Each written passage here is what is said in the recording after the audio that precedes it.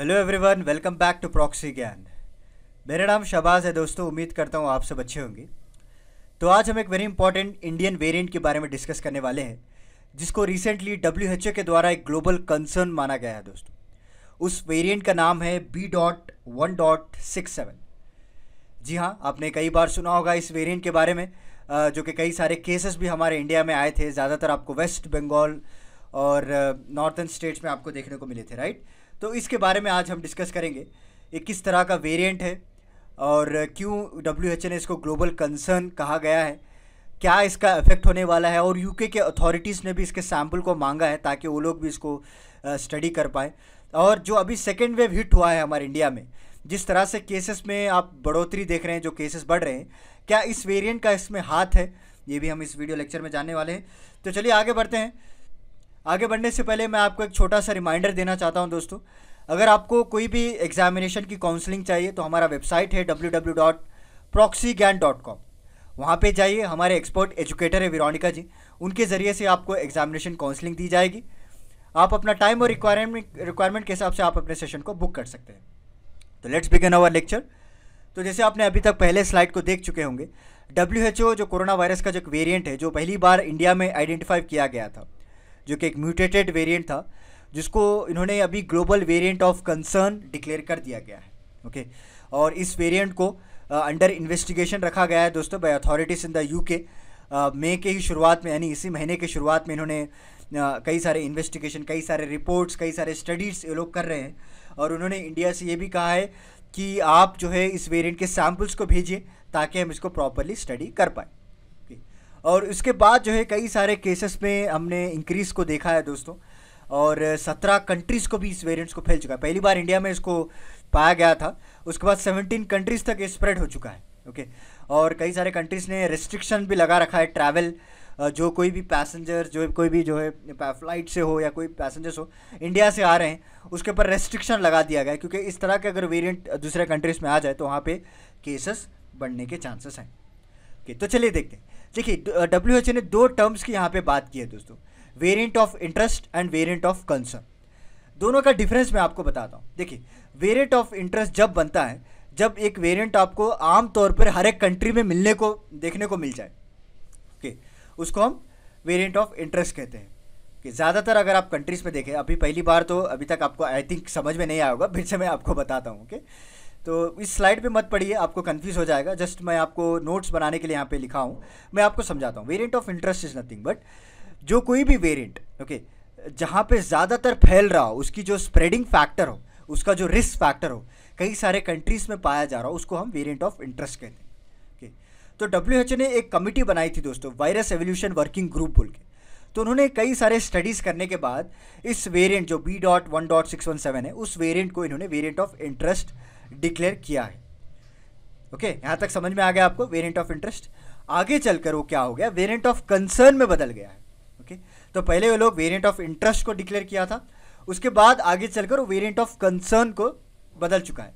Concern किसके ऊपर basis ये लोग डिक्लेयर कर रहे हैं, basis upon the transmissibility, okay, based upon the danger, okay, based upon the increase in the virus in the body. Okay, जो वायरस जिस तरह से डबलिंग हो रहा है हमारी बॉडी में, उसके पर बेसिस पर। Okay, based on the effectiveness, decrease in the effectiveness of vaccines. तो इस सारे बेस पर उन्होंने फिर से उसकी कैटेगरी को वेरिएंट ऑफ इंटरेस्ट से लेकर वेरिएंट ऑफ कंसर्न को कन्वर्ट किया है। क्लियर हो गया आपको? अभी आप ये मैटर पढ़ेंगे तो आपको क्लियरली समझ में आ जाएगा। ओके, तो पहले क्या कीजिए आप, WHO ने एक वायरस एवोल्यूशन ग्रुप को बनाया है। तो उन्होंने क्या किया, इस वेरिएंट को पहले वेरिएंट ऑफ इंटरेस्ट को डिक्लेयर किया है। ओके, किस बेसिस पे डिक्लेयर किया है, on the basis of spread. क्योंकि आपने देखा होगा पिछले स्लाइड में 17 कंट्री तक ऑलरेडी पहुंच चुका है।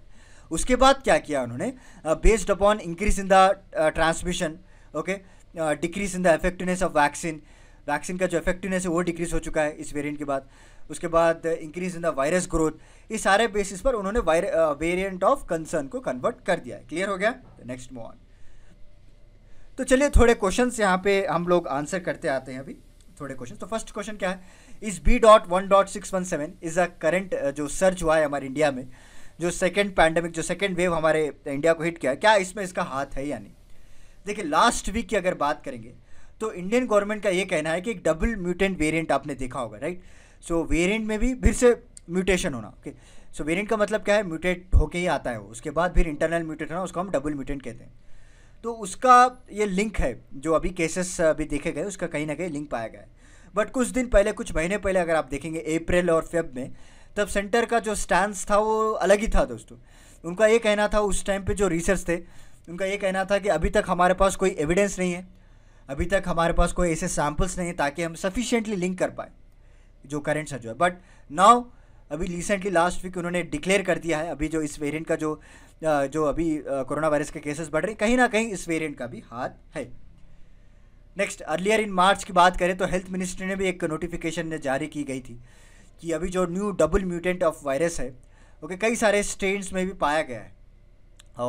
और कई सारे स्टेट्स में भी, जो 18 स्टेट्स में, इनका जो डेटा के हिसाब से उन्होंने बताया, हमारे इंडिया के 18 स्टेट्स में इस तरह के स्ट्रेन्स में पाया गया है इस वेरिएंट को। सो हेल्थ मिनिस्ट्री ने भी ऑफिशियली कंफर्म किया है। देखिए, B.1.617 यहाँ पे जब इंडिया में अभी हमारे पास कोई लिंक नहीं था, हम लोगों के पास कोई ऑफिशियल रिपोर्ट नहीं थी कि क्यों इस तरह से जो सेकेंड वेव में जो केसेस बढ़ते जा रहे हैं, क्या इसका हाथ है। उससे पहले ही, यानी 1 महीना पहले ही, यूके के जो हेल्थ अथॉरिटीज़ है उन्होंने इसको वेरिएंट अंडर इन्वेस्टिगेशन डिक्लेयर कर चुके थे। उन लोगों को पता चल चुका था कि कहीं ना कहीं इंडिया में जो केसेस बढ़ रहे थे, इस वेरिएंट का हाथ है। हमारे को जो है कई दिनों के बाद पता चला, अभी जो ऑफिशियल हेल्थ मिनिस्ट्री जो है उन्होंने डिक्लेयर किया है, राइट, 18 स्टेट्स में आ चुका है, एंड कहीं ना कहीं इसका भी हाथ है। लास्ट वीक ही हम लोगों को पता चला। बट 1 महीना पहले ही यूके के हेल्थ अथॉरिटीज़, जैसे ही उनको पता चला कि इस तरह का नया वेरिएंट हमारे इंडिया में डेवलप हुआ है, उसको अंडर इन्वेस्टिगेशन डिक्लेयर कर चुके थे। और उन्होंने इंडिया को रिक्वेस्ट भी किया है कि आप कई सारे सैम्पल्स को भेजिए ताकि हम वाइडर स्टडीज़ कर सकें, ताकि हम प्रॉपर रिसर्च कैरी आउट कर सकें, और उसके हिसाब से जो जो वैक्सीन में मॉडिफिकेशन करना है वो आपको हम बता सकेंगे। ओके, जो एग्जिस्टिंग वैक्सीन है उसको किस तरह से इफेक्टिव बनाया जाए, थोड़े बहुत चेंजेस करके, वो आपको बता सकेंगे। Okay, so how do variants of virus emerge and why? This is very important, the most important question. यहाँ पे सारे बच्चों का डाउट क्लियर हो जाएगा। देखिए, वायरस जो है एक बार आता है बॉडी में, उसको हम प्रॉपरली वैक्सीन लेते हैं, वापस चले जाता है। दोबारा से उसको अपने आप को चेंज कर आना, वो क्या रीज़न है अपने आप को चेंज कर आना? देखिए, मेन बात ये है कि वेरिएंट्स ऑफ वायरस हैव 1 और मोर म्यूटेशन दोस्तों। ओके, अपने जो बॉडी में, मतलब ह्यूमन बॉडी बात नहीं कर रहा हूँ मैं, वायरस की बॉडी कर रहा हूँ। सो वायरस की बॉडी जो है, जब एक बार ह्यूमन को अटैक करता है, तब उसको पता चल जाता है कि वो किस तरह से इम्यून रिस्पॉन्स जनरेट कर रही है हमारी बॉडी। तो उसको टैकल करने के लिए नेक्स्ट टाइम जब वो अटैक करता है ना, तो वो ऑलरेडी अपने आप को उस तरह से डेवलप कर चुका होता है, उसको ही हम म्यूटेशन कहते हैं। तो अपने आप को इस तरह से बदल चुका होता है ताकि अगर सेम फार्मूला हमारी बॉडी अप्लाई करेगी तो काम नहीं कर पाएगी। ओके, तो इस तरह से म्यूटेट होता आ रहा है। ओके, एंड उसको, वायरस को क्या होता है, वो इजी टू सर्वाइव कर सकता है हमारी बॉडी को। And how effective it is, देखिए, जब एक वायरस बॉडी में इंटर होता है तो उसका मेन मकसद यही होता है कि एक प्रॉपर उसको एक होस्ट मिल जाए। ओके, ऐसे ह्यूमन पार्ट्स में जाकर इस तरह पे वहाँ पे जाकर सेटल हो जाए ताकि उसके फेवर में एक होस्ट मिल जाए। अगर होस्ट मिल जाए तो ईजिली वो सर्वाइव कर सकता है। एक बार अगर होस्ट मिल जाएगा तो अपने RNA सेल्स को रिलीज़ करेगा, उसको डबल बनाएगा, राइट, और जो वायरस को डबल करता जाएगा, कई सारे डिफरेंट पार्ट्स को भी अटैक करता जाएगा। अगर होस्ट ही ना मिले तो वायरस वहाँ का वहाँ ख़त्म हो जाएगा दोस्तों। ओके, और तो अभी जो वायरस आ रहे हैं, जो म्यूटेशन ये हो रहा है, वो अपने आप को इम्यून रिस्पॉन्स से भी बचकर निकल रहे हैं। ओके, और मोर ट्रांसमिसेबल भी है। ओके, मोर ट्रांसमिसेबल भी है, और अपने आप को भी ये लोग इम्यून रिस्पॉन्स से बचकर अपने आप को निकल रहे हैं। So this is the effectiveness of the vaccine. और सार्स कोविड-19 वायरस की अगर बात करें तो जिस तरह से आपने देखा होगा 2020 से लेकर 21 तक किस तरह से फास्टली इवॉल्व हो रहा है और हाई लेवल ऑफ सर्कुलेशन है, राइट। और अभी जो B.1.617 वेरिएंट है, इसके 2 म्यूटेशन पाए गए, इसीलिए तो इसे डबल म्यूटेट कहा गया है, राइट। जैसे हमने पहले देखा था तो 2 म्यूटेशन पाए गए, एक आपको E484Q और नेक्स्ट L452R। अगर आपको नाम याद हो रहे हैं तो इट्स ओके, आप नाम याद कर सकते हैं, बट आपको एग्जाम में पूछ सकते हैं कि कौन सा ऐसा वेरिएंट है जो 2 बार म्यूटेट हुआ है, that is B.1.617। Okay, and both are separately found in many other variants. Okay, और पहली बार इसको इंडिया में ही पाया गया था, यहीं से तो शुरुआत हुई थी। और WHO ने भी कई सारे लैबोरेटरी स्टडीज़ की है, इसके सैम्पल्स को सजेस्ट किया गया है, ओके, स्टडी किया गया है, और इंडिविजुअल के सैम्पल्स को भी निकाल कर इन्होंने टेस्ट किया है, जब जाकर इन्होंने इस वेरिएंट को वेरिएंट ऑफ कंसर्न डिक्लेयर किया है दोस्तों। तो how are the variants of corona virus classified and what does it mean? किस तरह से जो वेरिएंट्स है कोरोना वायरस को किस तरह से क्लासिफाई किया गया है? देखिए, पब्लिक हेल्थ इंग्लैंड, इनका ये कहना है कि SARS COVID are considered to be have concerning epidemiology, immunology and pathogenic properties. So based on 3 factors हम जो जितने भी वेरिएंट्स आते हैं उसको क्लासिफाई करते हैं। okay? एक आपको इम्यूनोलॉजी को लेकर, एक आपको उसके एपिडेमोलॉजी को लेकर, या फिर उसके पैथोजेनिक प्रॉपर्टीज़ को लेकर, या वो स्पाइक प्रोटीन में जो डीएनए चेंज हो रहा है, या फिर उसके अंदर कुछ चेंजेस आ रहे हैं, आरएनए सेल्स में कुछ चेंजेस आ रहे हैं, पैथोजेनिक प्रॉपर्टीज़ में चेंजेस आ रहे हैं, उसके हिसाब से ये लोग क्लासीफाई करते आ रहे हैं।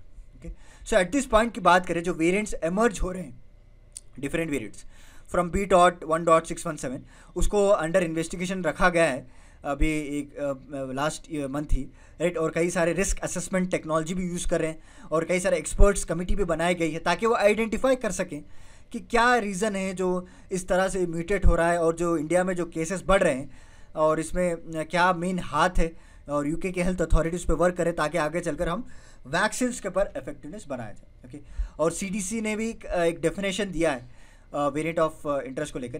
देखिए, वेरिएंट ऑफ इंटरेस्ट उसको हम कहते हैं जहाँ पे एक पर्टिकुलर जेनेटिक चेंजेस हो। ओके, सो अगर कोरोना वायरस का जो सेल है उसमें एक पर्टिकुलर जगह पे एक जेनेटिक चेंजेस किया जाए, ओके, चाहे वो उसके बॉडी स्ट्रक्चर को ले लीजिए आप, चाहे आप जो स्पाइक आपने देखा होगा उसमें चेंजेस करने, या फिर उसका बाइंडिंग फैक्टर हो। पहले जब कोरोना वायरस इंसानों को, जो हम ह्यूमन बींग्स को अटैक करता था, तब उसका बाइंडिंग फैक्टर बहुत ही कमज़ोर था दोस्तों। ओके, उसके वजह से कई सारे लोग क्यूर हुआ करते थे, बट नाउ उसका जो रिसेप्टर, उसका जो बाइंडिंग फैक्टर है वो स्ट्रांग होता जा चुका है, और उसके साथ साथ वो जो एंटीबॉडीज़ है हमारे बॉडी के अंदर, उसको न्यूट्रलाइज करने की भी ताकत पैदा कर चुका है ये। ओके, इतना शातिर हो चुका है वायरस से, तो उसको हम वेरिएंट ऑफ इंटरेस्ट या फिर वेरिएंट ऑफ कंसर्न भी कहते हैं। ये CDC के द्वारा इसको डिफाइन किया गया है, नथिंग बट एक one of the type of definition है। अगर आपको एग्जाम में लिखना हो तो इसको यूज़ कर सकते हैं। सो ऑन दी होल आज का लेक्चर का मकसद ये है मेरा कि WHO ने जो हमारे इंडिया के वेरिएंट को has a classified as a concern variant, तो हमारे लिए भी एक चिंताजनक बात है दोस्तों, क्योंकि अभी जो सेकेंड वेव इंक्रीज़ हो चुका है हमारे इंडिया में, 4-4 लाख 5-5 लाख केसेस जो आ रहे हैं, कहीं ना कहीं इस वेरिएंट का भी हाथ है। ओके, और ऑफिशियली गवर्नमेंट ने भी डिक्लेयर कर चुका है, राइट। कई सारे जब टेस्टिंग सैंपल्स पाए गए तो इस वेरिएंट को हमने पाया है। तो अभी एक प्लेटफॉर्म क्रिएट किया है हमारे रिसर्च साइंटिस्ट्स को, ताकि हमारे जो वैक्सीन है उसको इफेक्टिवली किस तरह से बनाया जाए ताकि इस वेरिएंट को भी हम न्यूट्रलाइज कर सकें। तो इससे पहले कई सारे ब्राज़ील का वेरिएंट आया था, साउथ अफ्रीका का वेरिएंट आया था, उसको हमने कोवैक्सीन के ज़रिए से न्यूट्रलाइज कर चुके हैं। ICMR का एक फेमस ट्वीट भी आया था अपने, उसके ऊपर मैंने लेक्चर भी बनाया हुआ। तो इसी तरह इसको भी अभी न्यूट्रलाइज करने की बात करेंगे। अगर रिसर्च एंड डेवलपमेंट में हम ग्रोथ करेंगे तब जाकर हम शायद केसेस को रोक पाएंगे हमारे इंडिया में। तो this is about today's lecture दोस्तों। उम्मीद करता हूँ आपको आज का मेरा लेक्चर पसंद आया होगा। तो चलिए फिर मिलता हूँ मैं आपको अगले लेक्चर के साथ कुछ इंटरेस्टिंग टॉपिक के साथ। तब तक के लिए धन्यवाद।